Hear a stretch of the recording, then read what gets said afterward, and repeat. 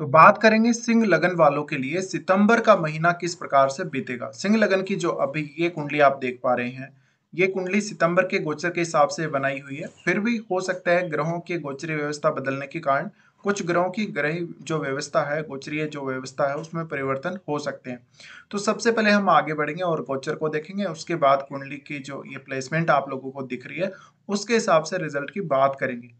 देखिए, सबसे पहले गोचर में हम लोग अगर सूर्य को देखें तो 17 सितंबर तक इनका गोचर होगा सिंह राशि में। इसके बाद ये कन्या राशि में गोचर करने लगेंगे।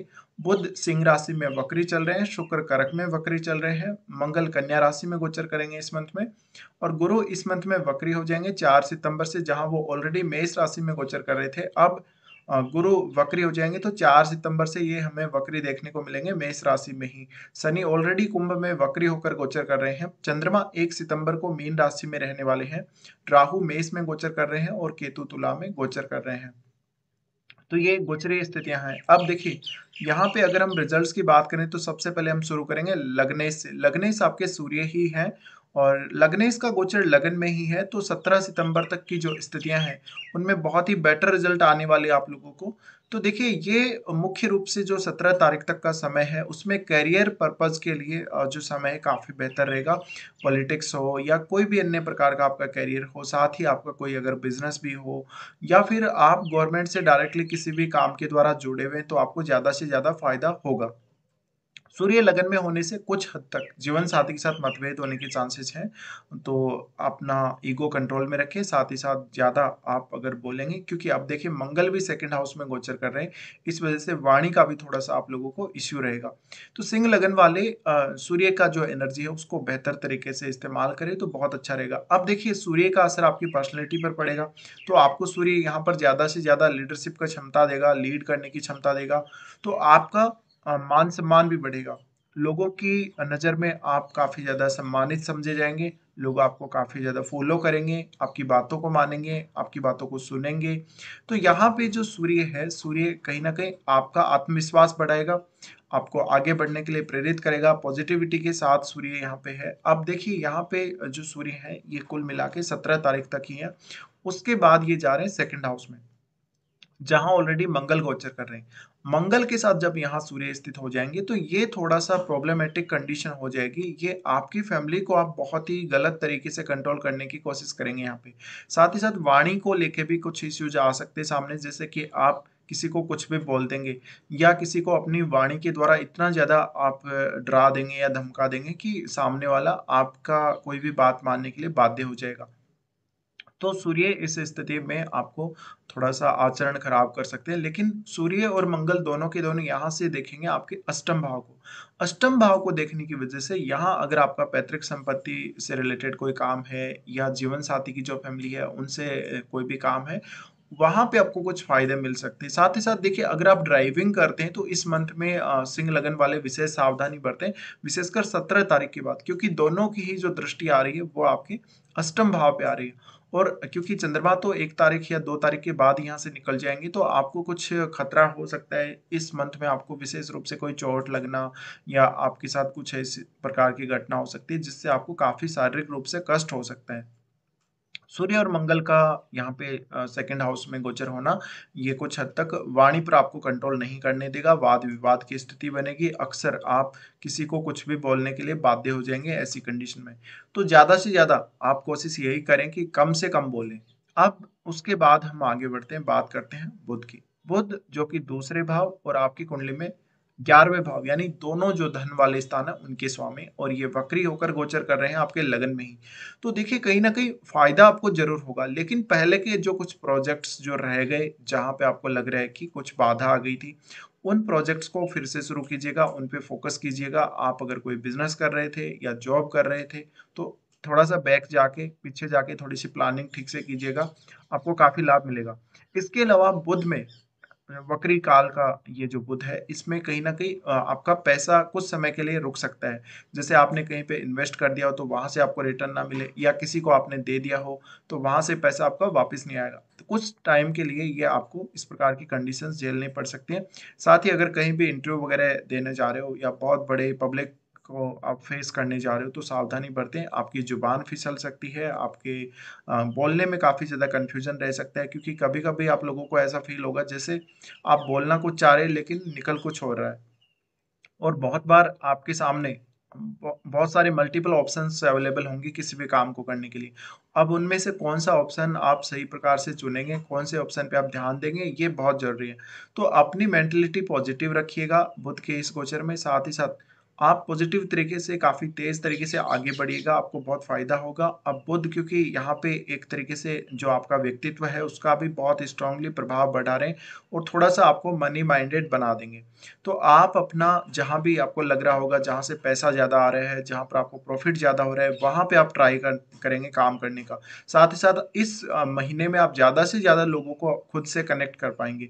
तो लोगों से किसी भी प्रकार का आपको फ़ायदा लेना है, लाभ लेना है, आप वो भी ले सकते हो। इसके बाद देखिए यहाँ पे क्योंकि बुध 7th हाउस को भी देख रहे हैं, तो बिज़नेस में भी थोड़ी बहुत जो रुकावटें आ रही थी, अगर आप बिज़नेस कर रहे थे, तो बिज़नेस पे फिर से फ़ोकस कीजिएगा और पार्टनरशिप को अवॉइड करके चलिएगा तो फ़ायदा रहेगा। साथ ही जीवन साथी के साथ किसी भी प्रकार का मनमुटाव हो या तर्क-वितर्क उनके साथ नहीं करना आप लोगों को, मतभेद ज़्यादा हो तो कॉम्प्रोमाइज़ करके चलना पड़ेगा। अब हम देखते हैं शुक्र को। शुक्र तीसरे घर और 10वें घर के स्वामी। शुक्र का गोचर हो रहा है 12वें घर में और ये भी वक्री स्थिति में चल रहे हैं। अब देखिए आप लोगों का अगर संबंध विदेश से है या आप अपने काम के पर्पज से जाना चाहते हैं विदेश या घूमने-फिरने किसी भी प्रकार से जाना चाहते हैं या फिर जो लोग विशेष रूप से अपने जॉब या करियर के लिए ऑलरेडी विदेश में हैं या जो जाने का ट्राई कर रहे हैं, उन लोगों को अभी से अच्छी प्लानिंग्स करनी चाहिए। हो सकता है पहले आपने प्लानिंग की हो और आपकी प्लानिंग ठीक नहीं रही हो, अभी तक आपको सफलता नहीं मिली हो, तो अब एक चांस नया आप लोगों के लिए बन रहा है यहाँ पे। शुक्र 12वें में गोचर कर रहे हैं, तो थोड़ा-सा खर्चों का भी ध्यान रखिएगा। यहाँ पर शुक्र का गोचर होना कहीं न कहीं आपको रिलेशनशिप के लिए बहुत ज़्यादा प्यास बढ़ाएगा, तो हो सकता है आपका कुछ एक्स्ट्रा मैरिटल हो या किसी के साथ कोई रिलेशनशिप बने सडनली, ऐसे चांसेस बन सकते हैं। इसके अलावा आपका जो करियर है, करियर अगर आपका शुक्र से रिलेटेड है, तो ये 12वाँ भाव आपके स्टूडियो है, तो 12वाँ भाव स्टूडियो होने की वजह से आप अपना जो परफॉर्मेंस है काफ़ी अच्छे से कर पाएँगे। साथ ही साथ जो लोग विदेश में हैं, ऑलरेडी जो लोग विदेश में रह रहे हैं या जिन्होंने पीआर वगैरह ले रखी है, उन लोगों को इस गोचर में विशेष फ़ायदा है। अगर मान लीजिए आप ऑलरेडी विदेश में हैं और आपका कोई भी काम अटका हुआ है, काम आपका आगे नहीं बढ़ रहा, तो थोड़ा-सा आप पेशेंस रखिएगा और शुक्र को यहाँ से मार्गी होने दीजिएगा, उसके बाद बहुत सारे कार्य आपके बनने लगेंगे। अब मुख्य रूप से शुक्र मैरिज का कारक भी है, तो मैरिज के योग भी आपको बहुत जल्दी बनने वाले हैं कुछ अगले महीनों में। तो यहाँ पे शुक्र हालाँकि 12वें घर में है, तो आप लग्ज़री का आनंद काफ़ी अच्छे से ले पाएँगे इस दौरान। लेकिन शुक्र के वक्री होने की वज़ह से कहीं न कहीं आपके मन में जो संतुष्टि होनी चाहिए, वो उस लेवल तक नहीं होगी। इसके अलावा देखिए शुक्र तृतीय से और 12वें घर में गोचर कर रहे हैं, तो आपकी जो मेहनत है, आपकी जो हार्ड वर्क वो प्रॉपर तरीके से काम नहीं करेगी। जिस हिसाब से आप मेहनत कर रहे हैं उतना रिजल्ट नहीं आ पाएगा। तो ये थोड़ा-सा ध्यान दीजिएगा, सूर्य क्योंकि लगन में है तो उस वजह से हार्ड वर्क कीजिएगा ज़्यादा से ज़्यादा और अपने आप को काफ़ी ज़्यादा कॉन्फिडेंट रखिएगा। इसके बाद हम देखेंगे मंगल को। मंगल जो कि 4th लॉर्ड है और मंगल आपकी कुंडली में 9वें घर के स्वामी हैं। इनका गोचर हो रहा है 2nd हाउस में। 2nd हाउस में इनका गोचर का होना आपको धन लाभ अवश्य करवाएगा। प्रॉपर्टी या परिवार के साथ किसी भी प्रकार का लेन-देन है या किसी और व्यक्ति के साथ किसी प्रकार का लेन-देन है, धन का लेन-देन है या ज़्यादा से ज़्यादा अपना पैसा बढ़ाना, इनकम बढ़ाना अपनी, इन सब कामों पर आपका ध्यान रहेगा और इसके लिए आपको कुछ अगर गलत करना पड़ा तो आप गलत भी कर जाएँगे। अब यहाँ सूर्य भी आ रहे हैं, तो सूर्य 17 सितंबर के बाद जब आ जाएँगे, तो उस वजह से इसका प्रभाव और ज़्यादा बढ़ जाएगा। आप बहुत लोगों को कंट्रोल करने लगेंगे अपनी वाणी से या किसी भी प्रकार से डरा-धमका के भी आप कंट्रोल कर सकते हैं किसी को। तो आप किसी भी प्रकार से गलत तरीकों का इस्तेमाल ना करें पैसा बनाने के लिए। साथ ही साथ जो मंगल यहाँ गोचर कर रहे हैं, ये आपकी संतान और आपकी एजुकेशन को भी काफ़ी ज़्यादा प्रभावित करेंगे। तो इनका जो एस्पेक्ट है वो आपके पंचम भाव पे जा रहा है। पंचम भाव पे जाने की वजह से इन कार्यों में काफ़ी ज़्यादा तेज़ी आ जाएगी। आपका किसी से कोई प्रेम संबंध है तो प्रेम संबंधों में आपको यहाँ पे विपरीत परिणाम देखने को मिल सकते हैं, काफ़ी नेगेटिव परिणाम देखने को मिल सकते हैं। इसके अलावा आपका अपनी फैमिली और अपने दोस्तों से, अपने किसी भी लवर से आपका मनमुटाव होने के ज़्यादा चांसेज़ हैं। अब उसके बाद मंगल देख रहे हैं अपने खुद के घर को, अष्टम को तो वो देख ही रहे हैं और वो अपने खुद के घर को भी देख रहे हैं। तो आपका अपनी फैमिली के साथ कोई लंबा यात्रा करने का या तो टूर या फिर बहुत कुछ ऐसा कि आप अपने हायर स्टडीज के लिए या किसी रिसर्च पर्पज के लिए विदेश जाना चाहते हो, तो फिलहाल आप ट्राई कर सकते हो। इसके अलावा आपके घर में कोई भवन निर्माण या भूमि का लेन देन करना हो आप लोगों को, उसके लिए समय काफी उपयुक्त रहेगा। इसके अलावा आपके माताजी के साथ रिलेशन बिगड़ने के चांसेस हैं इस मंथ में, तो थोड़ा सा अवॉइड करके चलिएगा और कॉम्प्रोमाइज कीजिएगा। इसके अलावा कहीं ना कहीं आपको प्रॉपर्टी के सुख में या धन संबंधी सुख में कमी होते हुए दिख सकती है। तो सबसे पहले तो अपने खर्चों को बहुत अच्छे से मैनेज कीजिएगा, क्योंकि ये मंथ खर्चों वाला है। सबसे ज्यादा खर्चे इसी मंथ में आप लोगों के होंगे। आगे आने वाले मंथ्स में आपकी जो स्थिति है काफी ज्यादा सुदृढ़ हो जाएगी। अब हम आगे बढ़ेंगे यहाँ से और बात करेंगे गुरु के बारे में। देखिए, गुरु का गोचर बेहद खास है और गुरु क्योंकि वक्री होने जा रहे हैं, तो आपकी संतान और आपकी एजुकेशन, इन दोनों पर आपका फोकस रहना चाहिए। 4 सितंबर से ये वक्री हो जाएंगे तो राहु के जैसे ही ये चाल चलने लगेंगे। इस वजह से इन दोनों का जो गुरु चांडाल योग का जो प्रभाव वो काफी बढ़ जाएगा। इस वजह से कुछ हद तक गलत डिसीजन भी हो सकते हैं या डिसीजन लेते वक्त काफी ज्यादा दिक्कत हो सकती है। साथ ही साथ फादर के साथ आपके संबंध बिगड़ सकते हैं, फादर की हेल्थ भी बिगड़ सकती है। आपके जो गुरुजन है उनमें और आप में दोनों में मतभेद हो सकता है। उनकी राय अलग हो सकती है, आपकी राय बिल्कुल अलग हो सकती है। या आपके धर्म के विरुद्ध कोई व्यक्ति बोल रहा है, आप उसके खिलाफ खड़े होंगे। अब यहाँ जो गुरु हैं वक्री होकर लगन को देख रहे हैं। लगन को देखने की वजह से प्रॉपर तरीके से सोच समझकर और अपने नॉलेज का बहुत बेहतर यूज करके आगे बढ़िएगा तो बहुत फायदा होगा। यहाँ से गुरु का एस्पेक्ट आ रहा है आपके थर्ड हाउस पे। थर्ड हाउस पे जब वक्री गुरु एस्पेक्ट कर रहे हैं तो कुछ ऐसे पेंडिंग मामले अपने भाई बहनों, पड़ोसी, रिश्तेदारों के साथ, जहाँ पे अभी तक आपकी बात नहीं बनी, कुछ ऐसा चल रहा था आपके बीच में लेकिन पूरा काम हुआ नहीं, तो उस पे थोड़ा फोकस कर सकते हैं। पुराने जो काम बने नहीं है उन पे एक बार फिर से ध्यान दीजिएगा। इसके बाद गुरु देख रहे हैं अपने खुद के घर को। अपने खुद के घर को जब वो देख रहे हैं तो संतान, एजुकेशन, इन सब से संबंधित आपकी चिंता वो बढ़ाने वाले हैं। अगर आप नया कुछ सीखना चाहते हैं तो अभी आप प्लानिंग कर सकते हैं। अपनी एजुकेशन में किसी भी प्रकार का आप लोग बदलाव करना चाहते हैं तो अभी आपके लिए प्लानिंग का समय रहेगा, ये गुरु के वक्री काल में। इसके बाद हम आगे बढ़ेंगे, शनि की बात करेंगे। शनि देखिए छठे घर और सातवें घर दोनों का ही स्वामी, और शनि वक्री होकर गोचर कर रहे हैं सप्तम भाव में। तो जिन लोगों का भी अभी तक मैरिज का कोई चांस नहीं बना, उनके लिए बहुत ही अच्छा चांस अगले कुछ महीनों में आ रहा है, और अगले लगभग अगले या उससे अगले महीने में आपको काफी ज्यादा अच्छे चांसेस मैरिज के लिए देखने को मिल सकते हैं। साथ ही साथ शनि यहाँ वक्री स्थिति में है तो ज्यादा नेगेटिव प्रभाव तो नहीं डालेंगे, लेकिन फिर भी थोड़ा बहुत कमी या थोड़ा बहुत असंतुष्टि आपको इन सब कार्यों को लेके हो सकती है। जैसे कि जीवन साथी के साथ आप बहुत ज़्यादा लगाव महसूस ना करें इस मंथ में, या उनके साथ किसी प्रकार की कुछ ऐसी प्रॉब्लम चल रही है, या उनकी हेल्थ खराब हो जाए, या उनका बिहेव काफ़ी अच्छा ना हो आपके साथ, ऐसा हो सकता है। इसके अलावा आपका जो शनि है लगन को देख रहा है। लगन को देखने की वजह से थोड़ा सा मनमुटाव या गुस्सा आपके अंदर ज़्यादा बढ़ेगा, थोड़ा सा आक्रामकता बढ़ेगी। और शनि का एस्पेक्ट क्योंकि 9th हाउस पे भी जा रहा है तो अभी भाग्य को लेके कोई दिक्कत नहीं होने वाली, भाग्य आपका काफ़ी अच्छा साथ देगा।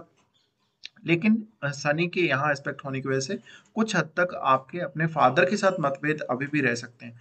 उसके बाद शनि देख रहे हैं आपके फोर्थ हाउस को। फोर्थ हाउस को जब ये देख रहे हैं तो अगर आपका कोई भी बिजनेस है, आप अपनी बिजनेस की इनकम से अपना घर बना सकते हैं, और प्रॉपर्टी का लेन देन या फिर अपने घर में कोई भी प्रकार का कंस्ट्रक्शन से रिलेटेड कार्य है वो करवाने के लिए शनि यहाँ पर आपको सपोर्ट कर रहे हैं।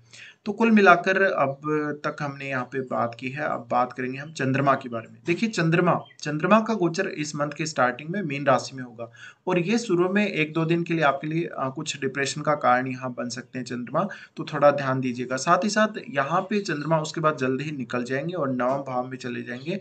तो 3 या 4 तारीख के आसपास का ये वो समय रहेगा जब आपको कुछ डिसीजन वगैरह लेने में दिक्कत हो सकती है। आपको ऐसा लग सकता है जैसे आपके ऊपर काम का बहुत ज्यादा बोझ है। अब चंद्रमा उसके बाद 10th हाउस में आएंगे। 10th हाउस में आएंगे तो लगभग 5-6 तारीख के आसपास का ये समय रहेगा जब चंद्रमा आपको बहुत बेहतर तरीके से लाभ देंगे। तो कैरियर पर्पस के लिए चंद्रमा काफी अच्छे रहेंगे, आपको थोड़ा सा अटेंशन देंगे चंद्रमा। और कैरियर के लिए तो देखा जाए तो ये पूरा का पूरा मंथ ही बहुत स्पेशल रहने वाला है, बहुत अच्छा रहने वाला है। साथ ही अगर बिजनेस के हिसाब से भी देखा जाए तो ये पूरा मंथ काफी अच्छा रहने वाला है। अब हम आगे बढ़ते हैं, देखते हैं कौन-कौन से अच्छे और खराब दिन इस मंथ में आप लोगों के लिए निकल के आ रहे हैं। देखिए, अगर आपने राहु का मीन राशि वाले गोचर का मेरा वीडियो अभी तक नहीं देखा है, तो आप प्लेलिस्ट में चेक करके वो वीडियो ज़रूर देख सकते हैं। इसके बाद हम बात करेंगे अब कौन-कौन से अच्छे दिन आप लोगों के लिए निकल के आ रहे हैं। अच्छे दिनों में अगर बात की जाए तो 5 से 9 तारीख तक, उसके बाद 12 से 14 तारीख तक और 22 और 23 तारीख। देखिए, आपका कोई भी ऐसा काम जो अभी तक नहीं बन रहा, जिसमें आपको बहुत ज़्यादा डिफ़िकल्टी आ रही है, परेशानी आ रही है, आप डिसीज़न नहीं ले पा रहे या काम आगे नहीं बढ़ रहा है, तो इन दिनों में विशेष फ़ोकस कर सकते हैं उस काम पे। इसके अलावा ये जो दिन है, उनमें कोई भी ऐसा कार्य जिसमें आपको भाग्य का साथ चाहिए, जिनमें आपको ईज़ी रहे काम करने में, तो ये वो दिन है जहाँ पर आप काफ़ी ईज़ी महसूस करेंगे अपने आप को। इसके अलावा इन दिनों में आपको काम करते हुए काफ़ी ज़्यादा रिलीफ भी मिलेगा। अब हम देखते हैं कौन-कौन से खराब दिन आप लोगों को इस मंथ में देखने को मिल सकते हैं। चंद्रमा का गोचर जब कैप्रिकॉर्न में होगा, तो यहाँ पर आपको 24 और 25 तारीख को काफ़ी सतर्क रहना पड़ेगा। किसी के साथ मनमुटाव हो सकता है, वाद-विवाद हो सकते हैं।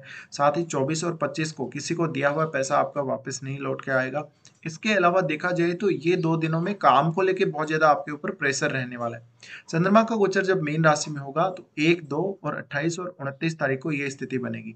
इन 4 दिनों में विशेष सावधानी बरतिएगा। इनमें आपको कोई चोट लगना, दुर्घटना होना या मानसिक रूप से स्थिति सही नहीं रहना, डिप्रेशन होना, सिर दर्द होना, इस प्रकार की स्थितियाँ देखने को मिल सकती हैं। हालाँकि इन 4 दिनों में आपको अचानक से कोई बड़ा धन लाभ भी देखने को मिल सकता है, अगर चंद्रमा आपकी कुंडली में बहुत ही अच्छी स्थिति में है तो।